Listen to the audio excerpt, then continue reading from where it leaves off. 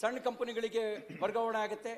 Google pay, PhonePe, RTGS ಮೂಲಕ ಇವರು ನಗದು ರೂಪದಲ್ಲಿ ಈ ಹಣವನ್ನು ಪಡ್ಕೊಂಡು ಹಂಚಿಕೆ ಮಾಡ್ತಾರೆ. ಇದರಲ್ಲಿ ಹಂಚಿಕೆ ಮಾಡಿದ್ರೊಳಗೆ ಇಲ್ಲಿ MD ಪದ್ಮನಾಭ್ ಮನೆಯಲ್ಲಿ, ನೆಲಮಂಗಲದಲ್ಲಿ ಅವರೊಬ್ಬರು ಸ್ನೇಹಿತನ ಮನೆಯಲ್ಲೂ ಕೂಡ ಹಣ ಪತ್ತೆ ಆಗುತ್ತೆ. ಇದಕ್ಕೆ ಸಂಬಂಧಪಟ್ಟಂತೆ ಹಣ ಪತ್ತೆ ಆಗುತ್ತೆ. ಅಧ್ಯಕ್ಷರೇ, ನನ್ನ ಪ್ರಶ್ನೆ ಇರೋದು, ಆರ್ಥಿಕ ವರ್ಷದ ಕೊನೆವರೆಗೂ ಹಣ ವೆಚ್ಚ ಮಾಡದೆ ಖಾತೆಯಲ್ಲಿ ಯಾಕೆ ಇಟ್ಕೊಂಡಿದ್ರು?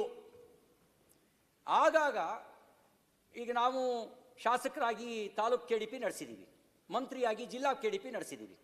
ಹಾಗೆಯೇ ನಮ್ಮ ಪೋರ್ಟ್ಫೋಲಿಯೋ ಯಾವುದು ನಮ್ಮ ಖಾತೆ ಇತ್ತು, ಆ ಖಾತೆನೂ ಕೂಡ ಆಗಾಗ ಪ್ರಗತಿ ಪರಿಶೀಲನೆ ಮಾಡ್ತಿರ್ತೀವಿ, ರಿವ್ಯೂ ಮಾಡ್ತಿರ್ತೀವಿ. ಯಾವ್ಯಾವುದಕ್ಕೆ ವೆಚ್ಚ ಆಗಿದೆ, ಏನಾಗಿದೆ ಅಂತ ರಿವ್ಯೂ ಮಾಡ್ತಿರ್ತೀವಿ.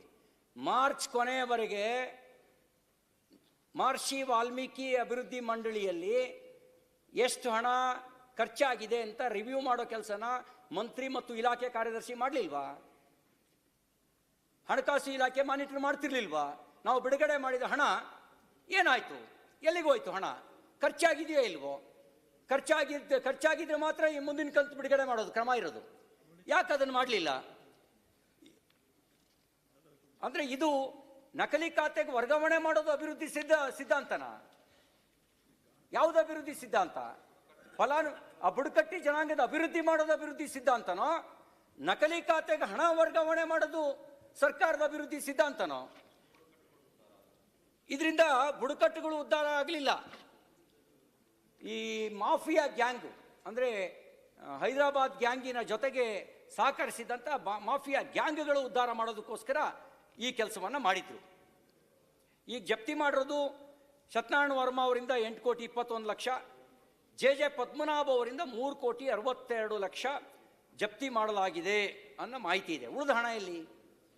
SIT ಕಳೆದ 1.5 ತಿಂಗಳಿಂದ ತನಿಖೆ ನಡೆಸ್ತಾ ಇದೆಯಲ್ಲ, ಉಳಿದ ಹಣ ಎಲ್ಲಿ? ಇದು ಇಷ್ಟು ಮಾತ್ರ ಜಪ್ತಿಯಾಗಿದೆ. ಒಂದು ಬೆಂಚ್ ಕಾರು, ಒಂದು ಲ್ಯಾಂಬೋರ್ಗಿನಿ ಕಾರು ವಶಪಡಿಸ್ಕೊಂಡಿದ್ದಾರೆ ಅಂತ ನಂಗೆ ಮಾಹಿತಿ ಸಿಕ್ಕಿದೆ. ಉಳಿದ ಹಣ ಎಲ್ಲಿ? ಉಳಿದ ಹಣನ ಯಾರ್ಯಾರು ಎಲ್ಲೆಲ್ಲಿ ವಿನಿಯೋಗಿಸಿದ್ದಾರೆ? ಅವ್ರನ್ನ ಯಾರ್ಯಾರ ಖಾತೆಗೆ ಹೋಗಿತ್ತು ಅವ್ರನ್ನೆಲ್ಲರನ್ನ ಯಾಕೆ ಅರೆಸ್ಟ್ ಮಾಡಿಲ್ಲ? ಅವ್ರಿಗೆ ಯಾಕೆ ನೋಟಿಸ್ ಕೊಟ್ಟಿಲ್ಲ? ಅವ್ರನ್ನ ತನಿಖೆ ನಡೆಸ್ತಾರೇನೆ ಮೂಲ ಗೊತ್ತಾಗದ ಹೆಂಗೆ? ಇದ್ರ ಮಧ್ಯೆ ಒಂದು ಆಡಿಯೋ ಟೇಪು ಬಹಿರಂಗ ಆಯಿತು. ಅದು ಯಾರ್ದು ಅಂದರೆ ಪರಶುರಾಮ್ ಮತ್ತು ಪದ್ಮನಾಭ್ ನಡುವಿನ ಡೀಲ್ ಸಂಭಾಷಣೆ.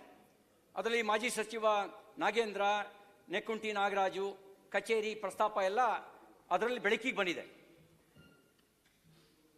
ಆ ಡೀಲ್ ಮಾತುಕತೆ ಆಡಿಯೋ ನಿಮಗೆ ಸಂಬಂಧಪಟ್ಟಂತೆ ಈ ಮಾಹಿತಿ 14 ನಿಮಿಷದ ಆಡಿಯೋ ಸಂಭಾಷಣೆ. ಅವ್ರು ಹೇಳ್ತಾರೆ, ನಾವು ತಪ್ಪು ಮಾಡಿ ಸಿಕ್ಕಿಬಿದ್ದಿದ್ದೇವೆ, CBIನವ್ರು ಬರ್ತಾರೆ ಅನ್ನೋದು ಒಂದು ಮಾತು. CBI ಬಂದರೆ 2 ವರ್ಷ ಜೈಲಲ್ಲಿ ಇರಬೇಕಾಗತ್ತೆ, ಜಾಮೀನು ತಗೋಬೇಕಾಗತ್ತೆ ಅಂತ ಕಾಣುತ್ತೆ. ಆಮೇಲೆ ಫೇಕ್ ಸಿಗ್ನೇಚರ್ ಮಾಡಿದ್ದು, ಫೇಕ್ ವ್ಯಕ್ತಿಗಳಿಗೆ ಚೆಕ್ ನೀಡಿದ್ದಾರೆ ಅನ್ನೋದು ಅವ್ರ ಮಾತುಕತೆ. ನಿಮ್ಮ ಮಾತು ಕೇಳಿ ವರ್ಗಾವಣೆ ಮಾಡಿಸ್ತೆ ಅಂತ ಪರಶುರಾಮ್ ಪದ್ಮನಾಭಗೆ ಹೇಳ್ತಾನೆ. ಆ ಮಾತುಕತೆ ಸಾರಾಂಶ ಹಿಂಗಿದೆ. ಪದ್ಮನಾಭ ಒಂದು ಕಡೆಗೆ, ಪದ್ಮನಾಭ ಹೇಳ್ತಾರೆ,